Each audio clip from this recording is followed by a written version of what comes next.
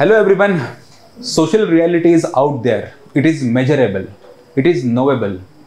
Exactly हे statement जे दिलं होतं ह्याचा अर्थ जो सांगितला होता त्या थिंकरचं नाव एमेल डर्खीम, जो काल आपण सुरुवात केली आहे. सोशल माइंड्स नावाच्या सिरीजमध्ये एमेल डर्खीमच्या ओव्हरव्ह्यू ह्या टॉपिकमध्ये आपण डिस्कस केलं की एमेल डर्खीम हा नेमका कुठल्या विचारसरणीचा आहे आणि त्याचा कुठला सिलेबस आपल्याला शिकायचा आहे. त्याचबरोबर आपण त्याचे काही महत्त्वाचे 3 लिटरेचर्स पण बघितले, एस्पेशली ला suicide, division of labour and the elementary forms of religious life. ह्या 3 लिटरेचर्समधनं त्यानं समाजशास्त्राला एक नवी ओळख निर्माण करून दिली. अशा पद्धतीनं एमेल डर्खीमनं सोशल फॅक्ट्स किंवा सामाजिक तथ्य ह्या संकल्पनेतनं सांगितलं, just like gravity that can be only felt, त्याचा फक्त आपण अनुभव घेऊ शकतो, जिला आपण बघू शकत नाही पण मोजू तर नक्की शकतो, राईट. एक्झॅक्टली अशाच पद्धतीनं समाजामधली मूल्य, समाजामधल्या परंपरा, समाजामधले विचार हे व्यक्तींवर दबाव टाकतात आणि एका विशिष्ट पद्धतीनं वागण्यासाठी भाग पाडतात. आणि म्हणूनच एका व्यक्तीपेक्षा समाज नेहमी मोठा असतो. Society is always larger than the total sum of the individuals. अशा पद्धतीचे विचार मांडणारा एमेल डर्खीमची सुरुवात सोशल माइंड्स नावाच्या सिरीजमध्ये आपण काल सुरुवात केली होती. आज आपला एपिसोड 3 आहे. एपिसोड 3 एस्पेशली जो डिव्हिजन ऑफ लेबर किंवा श्रम विभाजनाचा सिद्धांत ह्यावर बोलतो. हा डिव्हिजन ऑफ लेबर ही संकल्पना शिकण्याआधी मला थोडक्यात काही माहिती देऊ इच्छिते. ॲज यू नो, माझं नाव सत्यजित आणि समाजशास्त्र वैकल्पिक विषयाच्या सिनियर फॅकल्टी म्हणून मी ज्ञानदीप अकॅडमीमध्ये आहे. मागच्या 6 वर्षांपासून सोशोलॉजी ह्या विषयाची फार जवळून अनुभव मला आलेला आहे. आपल्या सोशोलॉजी विषयाच्या मराठी माध्यमाच्या ऑप्शनलच्या बॅचेस आपण ज्ञानदीप ऑप्शनल नावाच्या सेपरेट ॲप्लिकेशनवर लॉन्च केलेल्या आहेत. इंग्लिश मिडियमच्या देखील इंग्लिश मिडियमसाठी UPSCसाठी त्या बॅचेस तिथे अवेलेबल तुम्हाला दिसतील. ॲट द सेम टाइम आपण ही जी सिरीज चालवतोय आणि ह्याच्या आधीच्या सिरीज आपण घेतल्या, जसं की अबकडं, हे तुम्हाला ज्ञानदीपच्या यूट्यूब चॅनलला हा QR कोड जर तुम्ही स्कॅन केला तुम्हाला प्लेलिस्ट दिसेल, सोशोलॉजी ऑप्शनल नावाची प्लेलिस्ट दिसेल. त्या प्लेलिस्टमध्ये तुम्हाला सगळे एपिसोड्स मिळतील. आणि ॲडिशनली हा कंटेंट, ह्याचे लिंक्स, ह्याचे अपडेट्स सगळं काही आपल्या टेलिग्राम ग्रुपवर तुम्हाला बघायला मिळेल, सोशोलॉजी विथ सत्यजित. ह्यानंतर मी कंटिन्यू करतो की एमेल डर्खीम हा श्रमविभाजनाचा सिद्धांत जो आहे, ह्या श्रमविभाजन सिद्धांतामधनं काय सांगण्याचा प्रयत्न करतो, नेमका काय सांगण्याचा प्रयत्न करतो.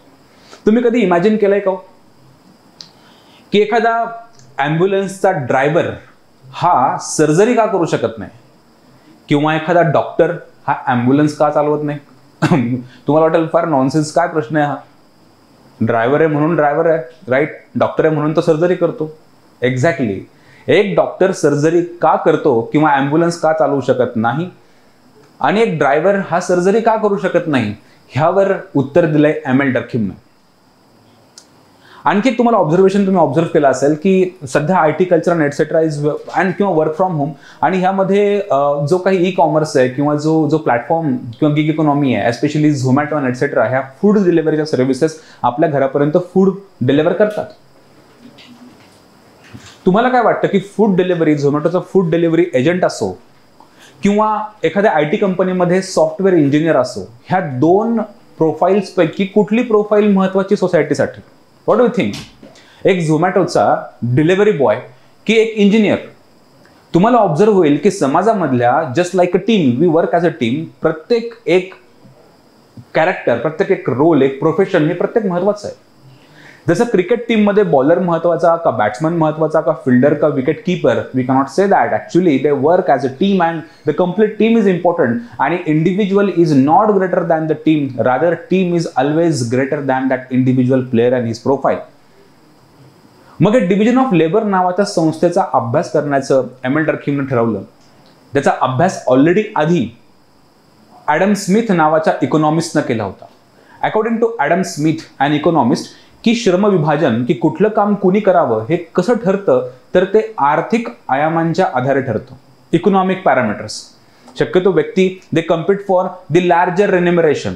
जिथे जास्त पगार आहे, जिथे जास्त बेनिफिट्स आहेत, आपण ते चॉईस करू असं इकॉनॉमीला वाटतं. इकॉनॉमीला हे पण वाटतं की ज्या व्यक्तींकडे ज्या स्किल्स आहेत त्या स्किल्सवरनं तो त्याचं प्रोफेशन चॉईस करतो. एक्झॅक्टली एमेल डर्खीम म्हणतोय की एमेल डर्खीमचा अभ्यास असा सांगतोय की डिव्हिजन ऑफ लेबर ऍक्च्युली हे केवळ इकॉनॉमिक नाही आहे, ती सोशल फॅक्ट आहे. सामाजिक तथ्य आणि समाजानं स्वतःला जिवंत ठेवण्यासाठी, माइंड माय वर्ड्स, समाजानं स्वतःचं अस्तित्व कायम ठेवण्यासाठी, कॉन्स्टंट ठेवण्यासाठी डिव्हिजन ऑफ लेबर नावाची संस्था स्थापन केलेली आहे. श्रमविभाजन कसं? अकॉर्डिंग टू एम एल डर्खीम, जसं जसं एखादा समाज हा त्याच्या आदिम अवस्थेकडनं त्याच्या आधुनिक अवस्थेकडे जातो, म्हणजे traditional society to modern society. Okay, समजा इमॅजिन करू आपण की society, this is traditional society and society becomes larger and complex and bigger. ह्याला आपण म्हणू मॉडर्न सोसायटी. इथे काय होतं बरं? इथे काय होतं? इथे पॉप्युलेशन वाढतं. राईट? मॉडर्न सोसायटीजचा फीचर आहे की इथलं पॉप्युलेशन वाढतं, लोकसंख्या वाढते. राईट? हे पॉप्युलेशन वाढल्यामुळे त्यांच्यामध्ये कॉम्पिटिशन निर्माण होतं. कॉम्पिटिशन निर्माण होऊ शकते. राईट? कॉम्पिटिशन, लोकसंख्या वाढतीये, कुठलं काम कुणी करण्यासाठी कॉम्पिटिशन वाढू शकते. उद्या हे कॉम्पिटिशन जर वाढलं तर एक जीवघेणी स्पर्धा निर्माण होऊ शकते. त्यातनं सोशल कॉन्फ्लिक्ट किंवा डिव्हिजन निर्माण होऊ शकतात आणि अशा वेळी समाज हा विघटन होऊ शकतं किंवा तुटू शकतो. परत बघा, जेव्हा ट्रॅडिशनल सोसायटी मॉडर्न बनते तेव्हा मोठी मोठी शहरं उभं राहतात, लोकसंख्या वाढते, एकाच शहरामध्ये लाखो करोडो लोक एकत्र येतात आणि अशा वेळी सगळेच काम सगळ्यांना जमले. परत बघा, सगळेच काम सगळ्यांना जमले तर त्यांच्यामध्ये कॉम्पिटिशन वाढेल. म्हणजे डिलिव्हरी बॉय पण कोडिंग करू शकतोय, कोडिंग करणारा पण डिलिव्हरी देऊ शकतोय, किंवा ॲम्ब्युलन्सवाला सर्जरी करू शकतोय, किंवा डॉक्टर पण ड्रायव्हिंग करू शकतोय त्या ॲम्ब्युलन्सची. तर किती कॉम्पिटिशन वाढेल. राईट? म्हणून सोसायटी नॅचरली स्वतःला जिवंत ठेवायला काय करते? पॉप्युलेशन वाढते, कॉम्पिटिशन वाढते आणि कॉन्फ्लिक्ट वाढू शकतो. तर कॉन्फ्लिक्ट कमी करण्यासाठी, समाजामधला संघर्ष कमी करण्यासाठी, जीवघेणी स्पर्धा कमी करण्यासाठी एक पीसफुल सोल्युशन आणते. राईट? एक शांततामय एक सोल्युशन आणते, पीसफुल सोल्युशन. आणि ते पीसफुल सोल्युशन आहे डिव्हिजन ऑफ लेबर. कसं? कॉन्फ्लिक्ट वाढू नये, कमी व्हावा म्हणून सोसायटी निर्माण करते स्पेशलायझेशन. काय करते? स्पेशलायझेशन. What is specialisation? विशेषीकरण, की कुठलं काम कुणी करावं हे स्पेशलाइज. Master, right? सर्जरी करणारा स्पेशल, ड्रायव्हिंग करणारा स्पेशल, डिलिव्हरी करणारा स्पेशल इंडिव्हिज्युअल, सॉफ्टवेअरची कोडिंग करणारा स्पेशल इंडिव्हिज्युअल. रादर ट्रॅडिशनल सोसायटीमध्ये प्रत्येक काम प्रत्येकाला जमायचं. शेती सगळ्यांना जमायची, कुंभारकाम जमायचं, लोखंडाचं काही काम असेल तेही जमायचं. पण modern society is known by its the very important phenomena called as specialization. आणि ह्या स्पेशलायझेशनमुळे ह्या आधुनिक समाजामध्ये डिव्हिजन ऑफ लेबर तयार होतं, श्रमविभाजन निर्माण होतं आणि ह्यानं समाजाचं एक्झिस्टन्स, अस्तित्व हे कायम राहतं. हाऊ? हे अस्तित्व कायम राहतं कारण, just a second, okay, specialization. परत बघा, स्पेशलायझेशन पर्यंत आपण कुठपर्यंत पोहोचलो? कसं पोहोचलो? की लोकसंख्या वाढतीये म्हणून प्रत्येकाला जर प्रत्येक काम जमले, सगळ्यांना सगळे काम जमत असतील, त्यांच्यामध्ये किती कॉन्फ्लिक्ट होईल. म्हणून हा कॉन्फ्लिक्ट रोखायचा असेल तर आपल्याला काय करावं लागेल? की तू ते काम कर, मी हे काम करतो, तू तिसरं काम कर, मी चौथं काम करतो. म्हणजे प्रत्येकजण आपापलं काम करेल आणि त्या स्पेशलायझेशनवरून प्रत्येकजण एकमेकांवर काय राहील? इंटरडिपेंडंट राहील, है ना? इंटरडिपेंडन्स वाढेल. इंटरडिपेंडन्स वाढला की प्रत्येक व्यक्तीला प्रत्येक दुसऱ्या व्यक्तीची गरज पडणार आहे. आणि एक्झॅक्टली एम एल डर्खीम सांगतो की स्पेशलायझेशन किंवा विशेषीकरणामुळे, ज्यालाच आपण डिव्हिजन ऑफ लेबर म्हणतो, त्यानं एक समाजामधल्या प्रत्येक व्यक्तींचं एकमेकांवर इंटरडिपेंडन्स वाढतं. इंटरडिपेंडन्स वाढल्यामुळे काय होतं? युनिटी निर्माण होते. राईट? त्यांच्यामध्ये सॉलिडॅरिटी निर्माण होते. आता एक्झाम्पल देण्याचा प्रयत्न करू की लेट्स से की आत्ता मी जे एक प्रोफेशनमध्ये आहे, मी टीचिंग करतोय सोशिओलॉजीची. ह्या टीचिंग करताना तुमच्यासमोर जो व्हिडिओ येतोय ना, आता तुम्ही जो व्हिडिओ बघतायत, there are lot of task in it. Okay, first of all management team time table ठरवेल. ओके, मॅनेजमेंट टाइम टेबल ठरवेल किंवा सोशिओलॉजीच्या ह्या ऑप्शनलच्या व्हिडिओच्या रेकॉर्डिंगला आपण किती वाजता वेळ द्यायचा, टाइम ठरवेल. आमच्याकडे आणखी एक टीम आहे जी हे कॅमेराची सेटिंग म्हणा किंवा हा बोर्ड लावणं, डिजिटायझेशन किंवा ह्याची रेकॉर्डिंग करणं म्हणा, ह्या सगळ्या टेक्निकल गोष्टी सांभाळणारी एक टीम आहे. जे काम मला येत नाही. बरोबर? मला फक्त इथे लिहिता येतं, हा पेज पुढे ढकलता येतं आणि पुन्हा ह्याच्यावर लिहिता येतं. मला ही पीपीटी कशी लावायची, हा बोर्ड कसा लावायचा, बंद कसा करायचा, I don't know about this. Additionally ह्या म्हणजे मी मॅनेजमेंटनं मला टाइम टेबल दिला, टाइम नंतर मी ह्या टाईममध्ये आलो, मी हे तुमच्यासमोर लेक्चर घेऊन आलो. दुसरी टीम आम्ही फॅकल्टी लोकांची. तिसरी टीम जी मी आत्ता बोललो की जी ही टेक्निकल गोष्टी सांभाळते. चौथी टीम जेव्हा हा रेकॉर्डिंग होते ह्या व्हिडिओची, तेव्हा ह्याचं मेमरी कार्ड घेऊन आपण जातो एका व्हिडिओच्या एडिटिंगच्या टीमकडे.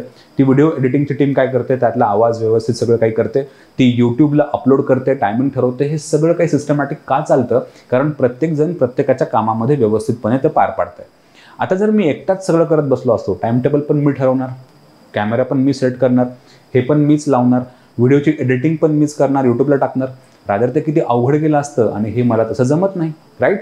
पण हे का शक्य आहे, ज्ञानदीप का चालतंय, किंवा हे सगळं काही प्रॉपरली वर्क का होतंय, because we have specialised our skills. विशेषीकरण झालंय. विशेषीकरणामुळे इंटरडिपेंडन्स वाढलाय, एकमेकांवर आम्ही अवलंबून आहोत. ह्या 4-5 सगळ्या team, management team, faculty team, technical team, नंतर ती व्हिडिओ एडिटिंगची टीम, हे सगळे एकमेकांवर डिपेंडंट आहे. म्हणून ज्ञानदीप नावाचा समाज टिकून आहे, राईट. Exactly M L. डर्कीम सांगतो की डिव्हिजन ऑफ लेबर हे कुणी तयार केलं, इकॉनॉमिक्सनं नाही, सोसायटीने. आणि सोसायटीनं स्वतःला जिवंत ठेवायला, अस्तित्व कायम ठेवायला डिव्हिजन ऑफ लेबरच्या माध्यमातून एकमेकांमध्ये आंतरक्रिया घडून आणल्या, संबंध वाढवले, इंटरडिपेंडन्स वाढवले, आणि अशा पद्धतीनं division of labour is functional for society, right. त्याला आपण प्रकार्यवादी म्हणतो, पॉझिटिव्हली तो बघतो. ह्या मुद्द्यावर मी आजचं हे सेशन, आजचा एपिसोड कन्क्लूड करतो आणि उद्या तुम्हाला पुन्हा एकदा नवीन एम.एल. डर्कीमच्या कन्सेप्टला इंट्रोड्यूस करतो. तो आहे सुसाईड, आत्महत्या. फार इंटरेस्टिंग कन्सेप्ट आहे. कशा पद्धतीनं समाजच ही सुसाईड नावाची संकल्पना तयार करते, ह्यावर आपण उद्या बोलूया. तोपर्यंत धन्यवाद. मी तुमची रजा घेतो. Thank you very much.